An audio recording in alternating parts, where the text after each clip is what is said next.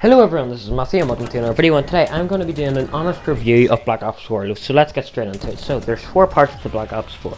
Zombies, Special Ops, Multiplayer and Blackout. So let's get straight into it. So multiplayer. So there's a few problems and a few good things, but overall I like it. So multiplayer, there's some team balancing issues. So sometimes you're going into a match and the enemy team has all the prestige people and you're stuck with all the level 1s. This is not a fun time. I'll have a screenshot coming up to show this. There's lots of challenges. So when you're playing, when you kill someone, you get medals, you get challenges, so you feel good about yourself. So that's good. The maps are very good. There's a lot of remakes, which is nice, a bit of nostalgia thrown in there, and the maps are good, except for spawn killing, but some maps are built for that. The game modes are good. Hardcore control, amazing. All your stuff, amazing. So the specialists are balanced, which is really good. So the crash, like they all have their own wee way, and they're all useful, except for the room because he's pretty bad. But there is a lot of spawn killing. That is my only issue. There is a lot of spawn killing, which I do not like. But it's dimmed down a lot in the past few days. Like before, I used to get spawn killed a lot, but maybe it's because I've got a bit better. So then I've started to spawn kill them. But I don't know. But overall, multiplayer is amazing because there's a lot of up leveling. You don't get really bored, and yeah, it's very competitive. So let's move on to Blackout. So Blackout, it's not really rewarding. Blackout's good, but it's for the hardcore people. So it's not rewarding. So if you don't have much like motivation to play it, you're gonna lose that quickly because you don't get up level for surviving. You only get up level for kills and getting in the top 15 and doing a few challenges, and yeah, it's not much rewarding. Level 3 armor is too good, so it's a little bit OP. So the only way you can really get it is if you get headshots or if you get a lot of body shots, so it's too OP. The map is amazing. Like the people are so spread out, like there's not one area that has like 5,000 people. Places that are on the line of the helicopters, places along that line do get more populated than the places around, but everywhere normally has about 2 teams at least. Although one bad thing I've noticed, I would like an option to quit while spectating, because you can quit after you die. Straight after you die, and then you have the option to watch the kill cam, spectate, or quit. And then if I watch the kill cam, if I want to quit, then I have to click options on the PS4 remote and click quit, instead of just holding circle like you do in Fortnite. And I don't know about H1Z1, but I think you do it in H1Z1 as well. And the zombies in it, oh my, they just add so much fun to it. So like you're just walking around and you're looting, but it adds a bit of challenge to looting. So you're looting and then there's a zombie that pops out and you're like, chicken. So you need to deal with him, and then there's people that come around the corner, so it's a lot of an extra challenge. And the character challenges are really difficult, which is good, because it's built for difficult. It's built for difficult for hardcore players, so people for hardcore stuff and completionists and perfectionists and all this stuff, they would really like that, and it's a really good challenge, although it is a tiny bit too hard. So Blackout overall is pretty good. Not as not as good as it should be, but still amazing. Like it can't be perfect. So zombies, the bugs are not good. So blue screens have been resolved mostly. I've never had them, but I've heard a lot of people complaining. So blue screens are mostly good. And there's a few other bugs which have been mostly resolved. Talismans are good and bad because they're pretty useless, but you get them very regularly. So, you know, it's kind of summing up what you think. Gobblegums are really good, but they shouldn't be that rare. Like, wall power? What?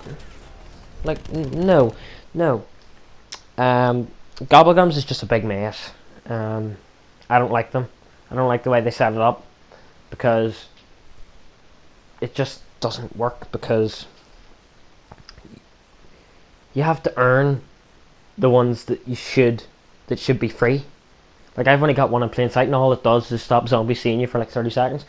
It needs to be more OP, or more frequent, or cooldown timers need to be changed. Something needs to be done with gobblegums. Perks are amazing. It's good that they give you the option, and it's not just jug, speed, cooling, stamina up like in Black Ops 3, or no, not stamina up, double tap, because that's what it was in Black Ops 3 Zombies. Everyone used the same thing, so they wanted to change it up. So the perks were done amazingly. So you can pick where you want your perks. You can pick what perks you have, and yeah, it's just amazing. Custom mutations is really good because it just adds a little bit of fun to it. So if you want to go in with max points and just buy everything, you can do that. If you want all the zombies to be crawlers, you can do that. If you want them to be super speedy on round 1, you can do that. You can do anything with that, except smash holes in the walls and all that jazz. Customization for weapons, for me, is not good. The armory is just too much customization, because for zombies, it's not like multiplayer where you're going to probably use about 5 classes, so that's a maximum of 10 guns per game. This game, you have to go through all the guns. If you use 10 guns in a match, at the end of that match, if you want to be efficient, then you need to go back and put all the attachments and sights onto those guns, which would be pretty difficult and a lot of time consuming. And camos, and there's just so much to do, because you use more than 10 guns in a zombies match if you're good, or well, you use more than, like normally in multiplayer you use maximum 4, like, but you can use 10 or 20 because the default classes. But they need to sort that out. I don't know how they can do it, but I don't like it. But I'm probably just being a bit fussy. I want everything to be up to date. The difficulties are really good because, well, realistic is a bit too realistic. I think it should be a 2-hit down, but 1 hit still, it's realistic. Realistic, it's in the name, so it's really, really good. Rush. Oh yeah, the difficulty split up who the different types of players. Rush. Now, Rush is a really, really good game mode. I like the way it just spins zombies on its head, and they have timers in, so you can't just keep getting pack-a-punch. Everything's free. I love it. I love Rush a lot. Yeah. Collectibles, such as the shields, Hell's Retriever, and the Blundergat, and just stuff you make in the map. This is so good, because it's not just survive. You need to do loads of side quests, especially Blood of the Dead. There's so many things to do on Blood of the Dead that it's unreal. And it just adds a lot of fun to the map, and you never get bored. The bosses are really good, except the Blight Father. The Blight Father in 9 and Voyage of Despair is not one of my friends. They are so difficult to kill. Even the specialist weapon does not kill them. The only weapon that I've used that's a specialist weapon that can actually kill them is the Hammer of Valahara. I think I've said that right. And, you know, you need to really pelt the guy with it. So, yeah, that's Zombies. Zombies is really good, except for the bugs. And they did change a couple of Easter egg steps, but that's not what we're talking about here. We're just talking about it overall. So, Special Ops. Okay. Special Ops. Well, Special Ops, it replaces the campaign. So it does do what a campaign does. You're not really playing the story. You're just doing multiplayer, but then you do that to unlock story. So it's kind of a campaign. So it's repetitive and tedious. So it's really boring, and it's just you're doing the same thing 3 times, but just a little bit harder each time, and you're playing with AI. So it's really boring. It's rewarding though, because every time you complete it, you get 1 step done, and you're 1 step closer to getting the story done. So it's very rewarding, and there's a lot of wee challenges you can do during it, and yeah, that's very good. You get the challenges done, and you get it all done, and then there's achievements as well. The story is really good. I like the way that all the stories, they all intertwine with each other, but there is one glitch with it. The last, well, for me, one of the last challenges is earn 10 bronze medals. That I've got all 10 bronze, all 10 silver, and all 10 gold medals, but I have not received my calling card. I think you get for doing that challenge. I have not received it, and it says that I haven't completed it yet, even though I've got the one for 10 gold stars, and you have to have 10 bronze to get 10 gold. doesn't make sense, but the story's good, and yeah, because well, I'm not going to give any spoilers, so no.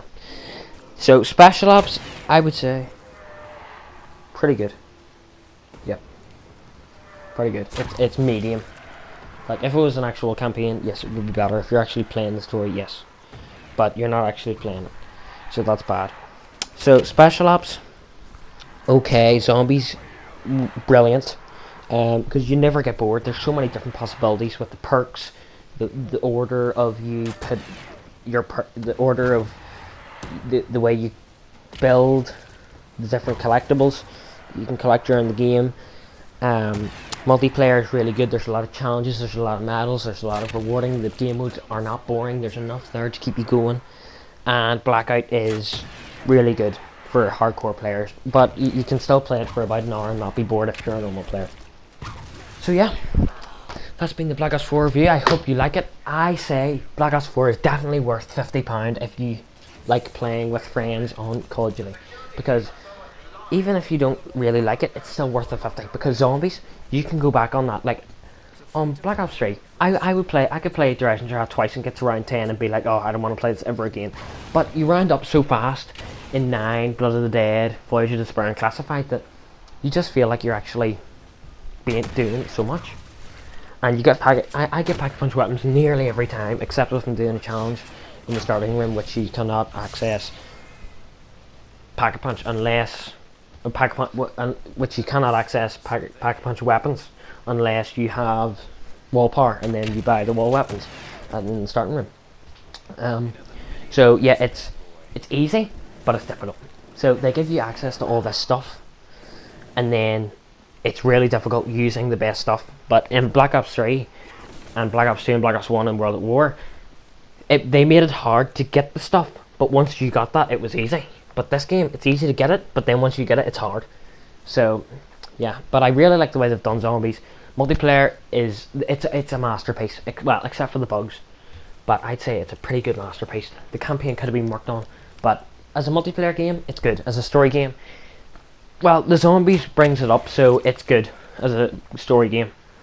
But it would be an excellent story game if the Special Ops didn't weigh it down, but it weighed it down too much for my liking. So I hope you enjoyed this review. It was very fast speaking, but you know, you have to do what you have to do, and goodbye.